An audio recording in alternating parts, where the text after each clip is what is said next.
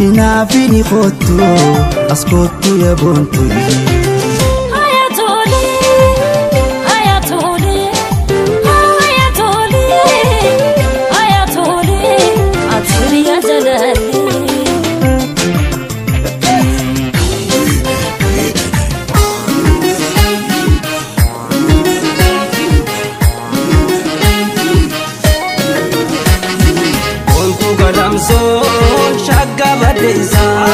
Lashgo di rozi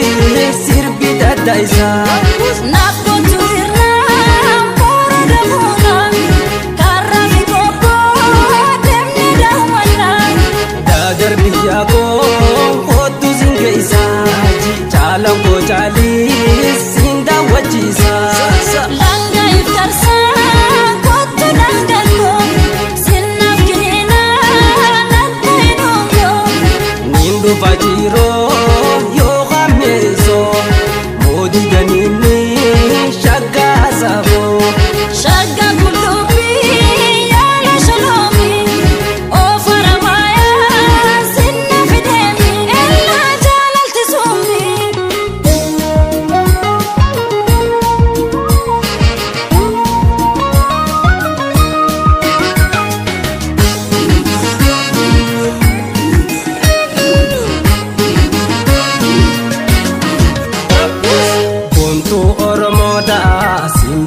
Sumerji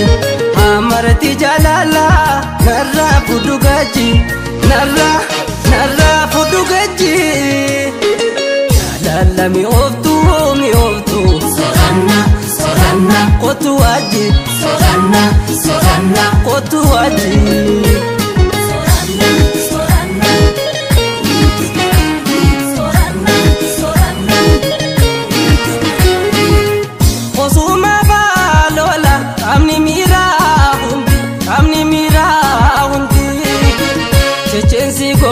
Dada ona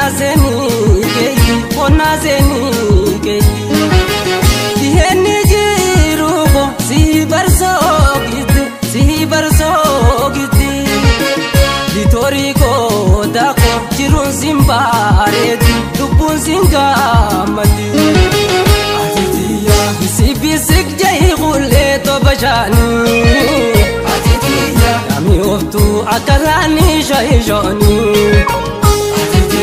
Si chala takkalela undi bilashi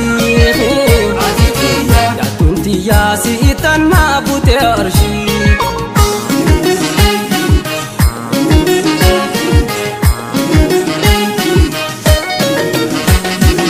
Iftu makala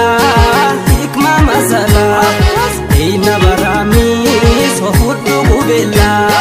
Shagara waja nafkutu soka